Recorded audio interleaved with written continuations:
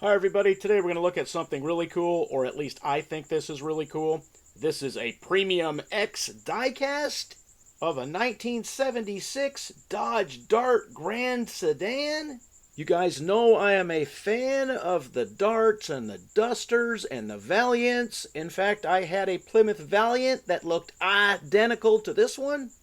And in fact, that is the car I turned into a Boss Hog convertible. Yeah, that's right. I cut the top off it.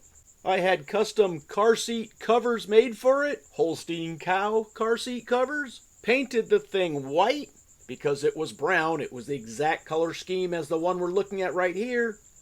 And then I got some fake longhorn cow horn, some cattle horns, and I put it on the hood. This was my Boss Hog convertible. I believe his was a Cadillac. Mine was a 1976 Plymouth Valiant. And because I cut the top off and it wasn't a real convertible, I modified a tonneau cover to put on top of it, and it would snap down and seal everything if it was raining. If I wasn't driving it. I guess I could have cut a hole in that and then stuck my head through the tonneau cover to see where I was going, but yeah. I remember I picked this car up from a guy I worked with. It wasn't running at the time. I kind of had to fiddle with it quite a bit to get it to run. The fuel lines were plugged. It had sat for a long time. He was also a fan of the Dusters, Darts, and Valiants. And I thought I had everything cleared perfectly, but I'd go out for a drive and then it would stall and I couldn't get it going again.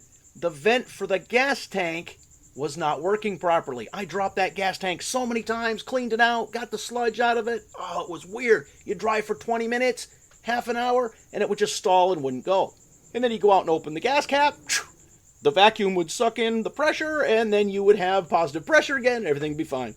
The funny thing was, it took me quite a while to figure out what the problem was. I replaced the fuel lines, I replaced the fuel pump, I even mounted a fuel tank under the hood with a little fuel hose going to it.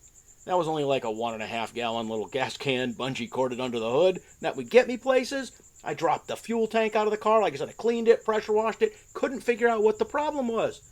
It took me, 2 or 3 months to figure out the problem. But when I would drive it, it wasn't safe to have a gas can bungee corded under the hood. So instead, I drilled a hole in the firewall. I ran copper tubing from the fuel line by the carburetor. And I had a 5-gallon gas can on the floor on the front seat. Yeah, so if you sat in the passenger seat in this car, you're going to have a 5-gallon gas can at your feet. When I go to a gas station, the attendant said, "We are not going to fill this up." I'd say, okay, so I would unhook it, and I would take the can, set it on the ground, they would fill it up, and then I would put it back in the car. When I lived in Oregon, they didn't have self-serve gas, so that's what I had to do. When I lived in Washington, with self-serve gas, it didn't matter. You could fill up your trunk with gasoline if you wanted to, they don't care.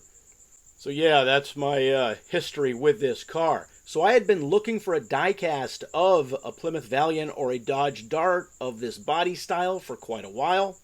Now if you remember, the Plymouth Duster, another vehicle that I like and I have had a few of, there are years that the Dodge Dart looks identical to the Plymouth Duster. There's a Dodge Dart Sport.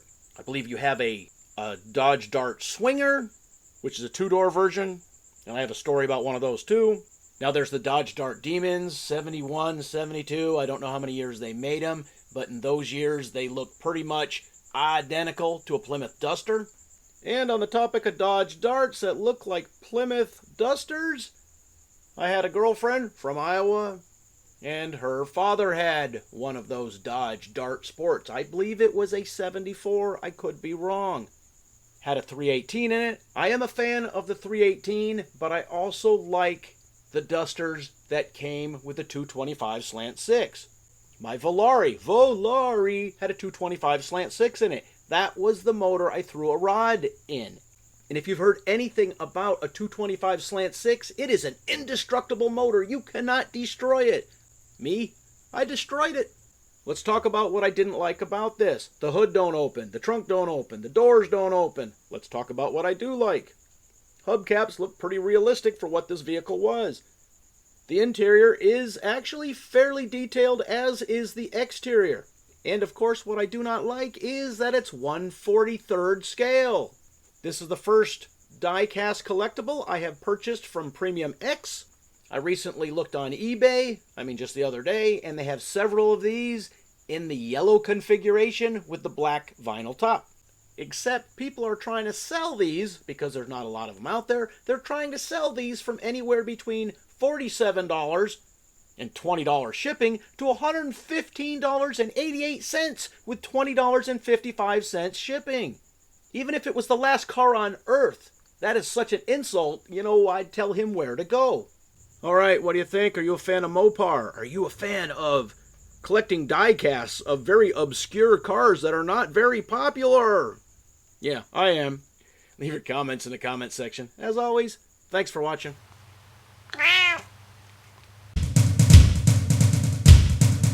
Beanmeister 22, the most dangerous man on YouTube.